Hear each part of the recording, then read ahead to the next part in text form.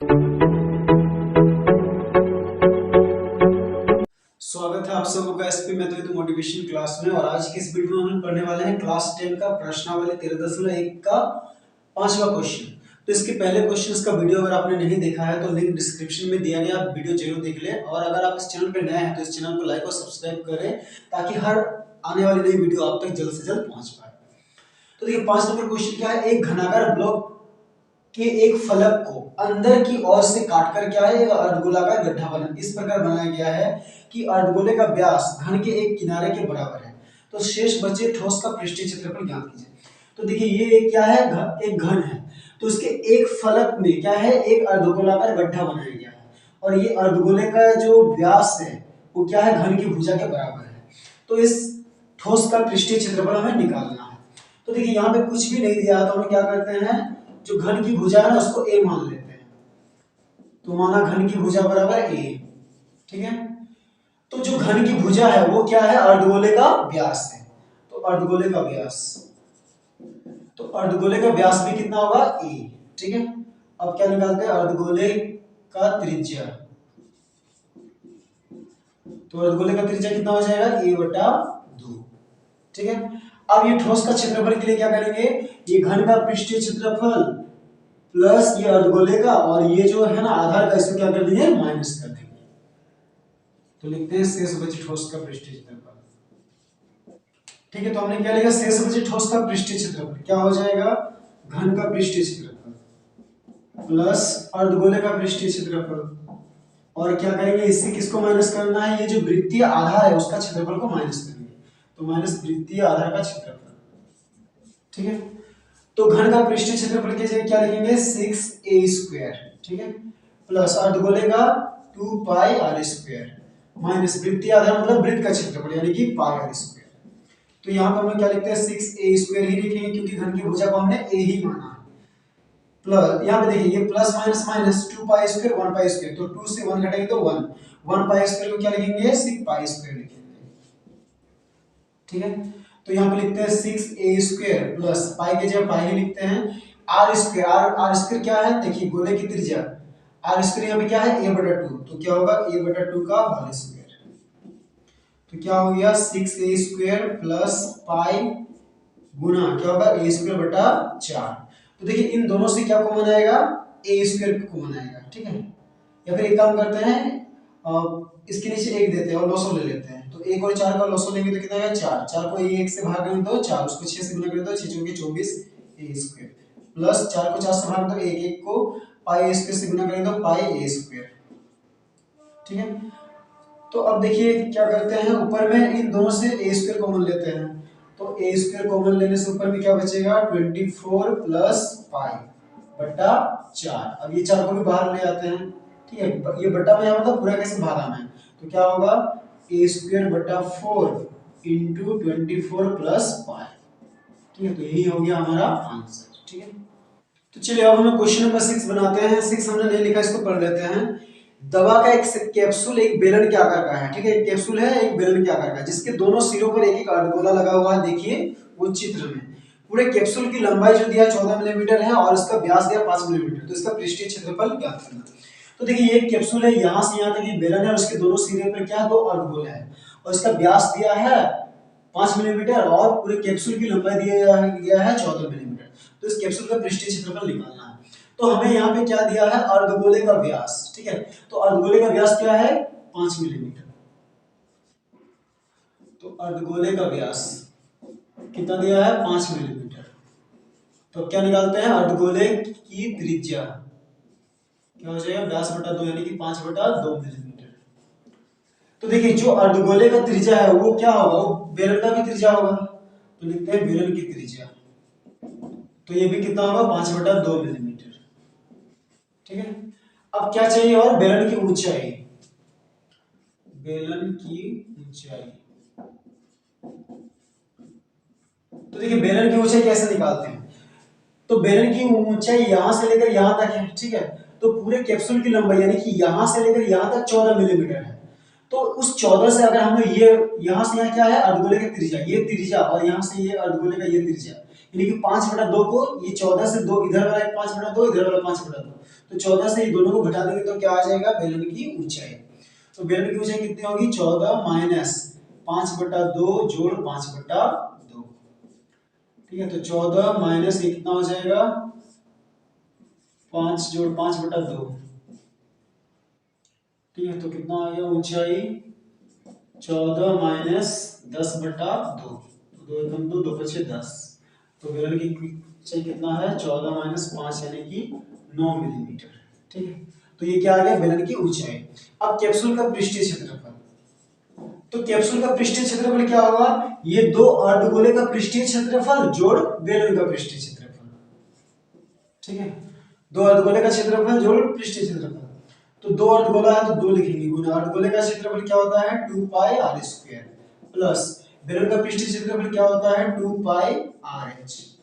तो इन दोनों से कॉमन लेते हैं क्योंकि हर जगह देखिए r क्या है सेम है और पाई भी सेम है। तो क्या कॉमन आएगा 2 आएगा पाई आएगा और r, तो 2πr कॉमन ले लेते हैं 2πr। तो यहां से देखिए 2πr लिया तो यहाँ पे ये 2 बचा और यहाँ से एक r बचा प्लस यहाँ से 2πr कॉमन ले लिए तो यहाँ पे क्या बच गया सिर्फ h। तो यहाँ पे लिखते हैं 2 गुना पाई की जगह 22/7 फिर गुना r का मान कितना है 5/2। ठीक है, फिर 2 गुना r की जगह 5/2 प्लस h कितना है h है 9। तो कटेगा 2 एकम 2, 2 एकम 2, तो यहाँ पे कितना बचेगा 22 को 5 से गुना करेंगे तो 110/7। यहाँ पे 2 एकम 2, 2 एकम 2, तो क्या बचा 5 जोड़ 9 यानी कि 14 बच गया। तो ये 7 से कटेगा 7 एकम 7, 7 दूनी 14, तो 110 को 2 से गुना करेंगे तो 220 मिलीमीटर स्क्वायर। तो यही हो गया कैप्सूल का पृष्ठीय क्षेत्रफल। ठीक है, तो चलिए अब हम क्वेश्चन नंबर 7 बनाते हैं। 7 क्या है, कोई तंबू एक बेलन के आकार का है। तो देखिए एक बेलन के आकार का एक तंबू है जिस पर एक शंकु अध्यारोपित है, यानी कि उसके ऊपर एक क्या है शंकु है। यदि बेलनाकार भाग की ऊंचाई और व्यास क्रमशः 2 मीटर 2.1 मीटर और 4 मीटर है। ये जो बेलनाकार भाग है उसका व्यास 4 मीटर है और उसकी ऊंचाई कितनी है 2.1 मीटर है। और शंकु की तिर्यक ऊंचाई यानी कि शंकु की ये देखिए तिर्यक ऊंचाई है 2.8 मीटर।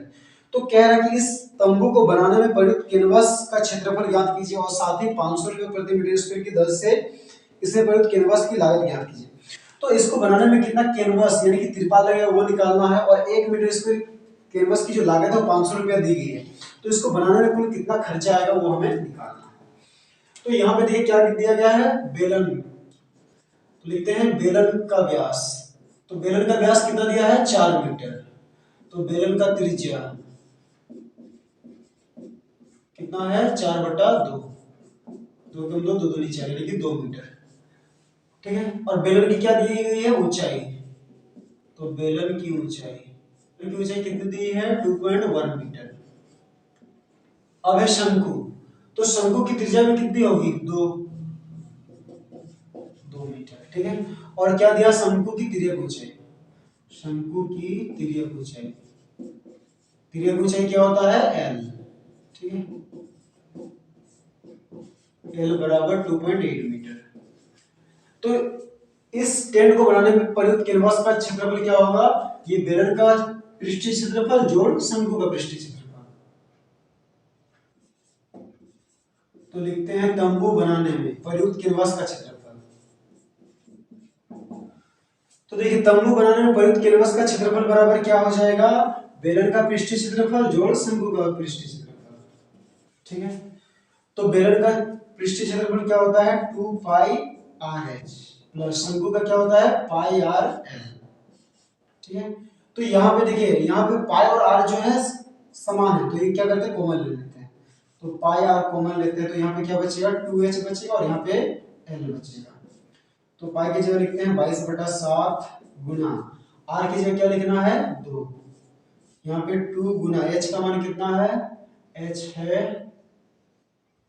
2.1 प्लस l कितना है l है 2.8। ठीक है, तो ये कितना हो जाएगा 22 दूनी 44/7 गुना यहाँ पे कितना होगा इसको इससे गुना करेंगे तो 21 को 2 से 42, ठीक है। तो 4.2 प्लस 2.8 तो कितना हो गया 44/7 गुना, ये दोनों को जोड़ते हैं 8 2 10 का 0, हाथ में रहा 1, 4 2 6 और 1 7, ये 7.0 यानी कि 7, ठीक है। तो ये कितना आया 7 आया, ये दोनों को जोड़े तो ये 7 एकम 7 और ये 7 एकम 7 कट गया, तो कितना हो गया 44 मीटर स्क्वायर। तो ये क्या आया कैनवस की लागत, ये एक आंसर हुआ। अब इसको बनाने में कितना लागत, चूंकि 1 मीटर स्क्वायर कैनवस की लागत कितना है 500 रुपया, तो चूंकि 1 मीटर स्क्वायर कैनवस की लागत बराबर कितना है 500 रुपया, इसीलिए कितना है 44 मीटर स्क्वायर कैनवस की लागत बराबर 44 गुना 500 रुपया, ठीक है। तो गुना करते हैं 5 चौके 20, 5 चौके 20 और 2 22 और ये 2 जीरो, यानी कितना हो गया 22,000 रुपया। तो ये हो गया हमारा और एक आंसर, ठीक है।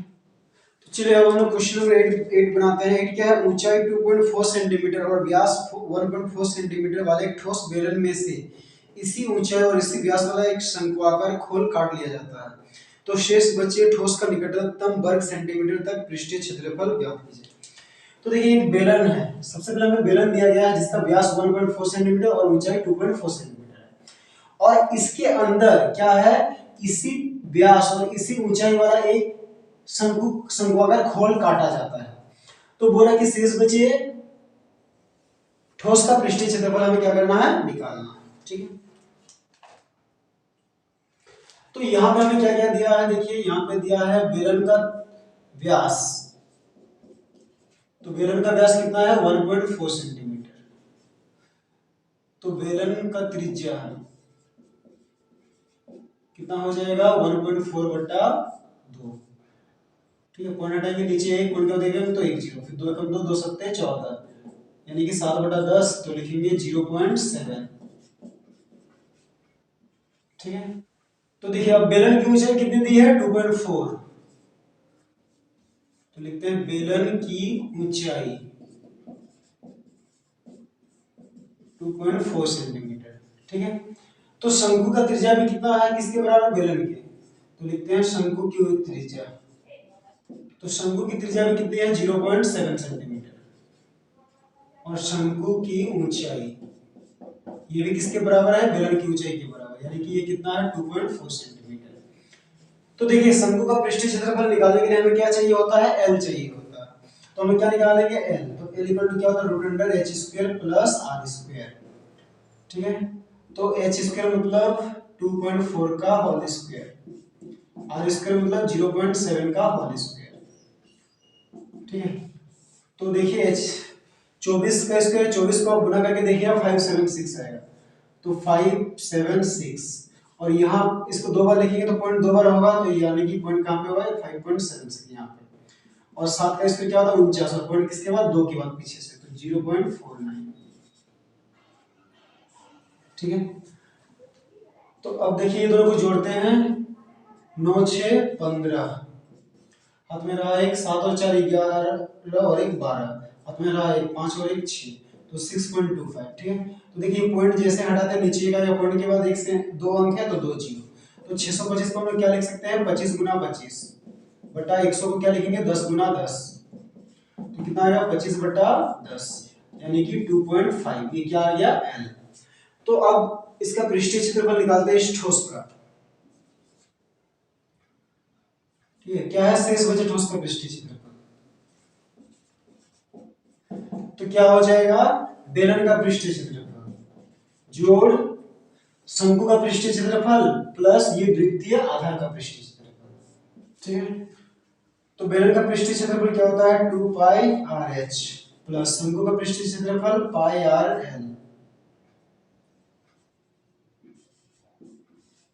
प्लस वृत्तीय आधार का पृष्ठीय क्षेत्रफल 2πrh, सॉरी πr² जो वृत्त का होता है। अब ये सब में देखिए क्या हम कॉमन है पाई और आर, देखिए हर जगह आर का मान क्या है सेम है, तो हम यहाँ से क्या कॉमन लेते हैं पाई आर, तो पाई आर कॉमन लिए तो यहाँ पे क्या बच गया 2h प्लस यहाँ से पाई आर कॉमन लिए तो l, यहाँ से पाई आर कॉमन लिए तो यहाँ पे एक r बचेगा, तो पाई की जगह क्या लिखना है 22/7 गुना r की जगह क्या लिखना है 0.7, तो 2 गुना h की जगह कितना है 2.4 प्लस l कितना है, l है 2.5 प्लस r कितना है 0.7। ठीक है, तो देखिए ये पॉइंट हटाते हैं तो नीचे एक पॉइंट के बाद एक अंक तो एक जीरो, ये 7 एकम 7 7 एकम 7, तो यहाँ पे कितना बचा है 22/10। ठीक है, गुना ब्रैकेट के अंदर देखिए कटे गुना करते हैं, 2 चौके 8 2 दूनी 4 4.8 प्लस 2.5 प्लस 0.7। ठीक है, तो इधर कितना है 22/10 गुना, ये सबको जोड़ते हैं। देखिए 8 8 5 13 13 और 7 20 20 का जीरो हाथ में रहा 2 4 2 6 6 और 2 कितना हो गया 8 4 2 6 और 2 8 यानी कि 8.0। ठीक है, तो 8.0 का मतलब क्या होता है 8 ही होता है, तो ये 0.0 को हम लोग हटा देते हैं। तो ये कितना आ गया 2 8 16 2 8 16 और 1 17/10।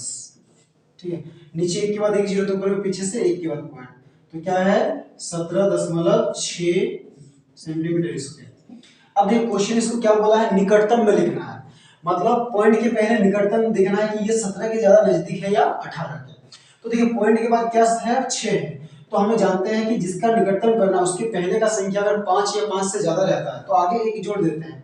तो देखिए हम लोग को इसका निकटतम करना है कि ये 17 के ज्यादा निकट है या 18 के।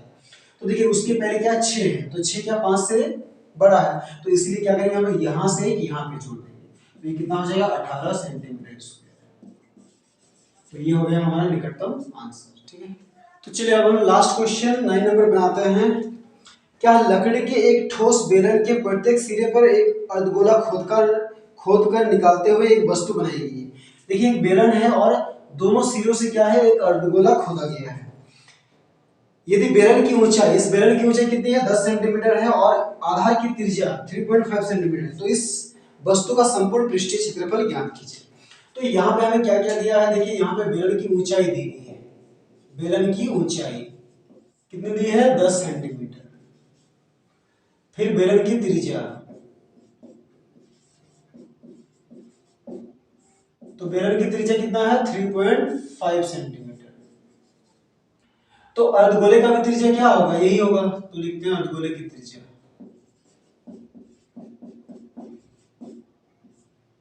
अर्धगोले की त्रिज्या ये भी कितना है 3.5 सेंटीमीटर। तो ये क्या है वस्तु है। ठीक है, तो अब इसका संपूर्ण पृष्ठीय क्षेत्रफल निकालने के लिए क्या करेंगे, इस बेलन का पृष्ठीय क्षेत्रफल और ये दो अर्धगोलों का पृष्ठीय क्षेत्रफल को जोड़ देंगे, तो वस्तु का संपूर्ण पृष्ठीय क्षेत्रफल, तो वस्तु का संपूर्ण पृष्ठीय क्षेत्रफल क्या होगा बेलन का पृष्ठीय क्षेत्रफल जोड़ क्या होगा दो अर्धगोलों का पृष्ठीय क्षेत्रफल। तो देखिए बेलन का पृष्ठीय क्षेत्रफल के लिए क्या लिखेंगे 2πRh प्लस दो अर्धगोला है तो 2 लिखेंगे और अर्धगोले का पृष्ठीय क्षेत्रफल क्या होता है 2πr²। तो अब देखिए ये सबसे कॉमन क्या आएगा पाई और r और 2 कॉमन आ रहा है, तो हम लोग 2πr कॉमन ले लेते हैं, तो यहाँ से 2πr कॉमन ले तो यहाँ पे h बचेगा, यहाँ से 2πr लिए तो यहाँ पे क्या बचेगा 2r बचेगा, तो 2 लिखते हैं गुना पाई की जगह 22/7, r की जगह कितना लिखना है 3.5 गुना, फिर यहाँ पे h की जगह क्या लिखना है 10 प्लस 2 गुना r की जगह 3.5। ठीक है, तो एक पॉइंट हटाते हैं, पॉइंट जैसे हटेगा नीचे एक पॉइंट के बाद एक अंक तो एक जीरो। ठीक है, ये 7 एकम 7 7 पच्छे 35, फिर ये 5 एकम 5 और 5 दूनी 10, फिर ये 2 एकम 2 और ये 2 एकम 2, तो यहाँ पे कितना बच गया 22, तो 22 गुना यहाँ पे कितना है 10 जोड़ 2 से देखिए 2 से 3.5 को गुना करेंगे तो क्या आएगा 7.0 यानी कि 7 आएगा, तो कितना हो गया 22 गुना 10 और ये गुना करेंगे 17।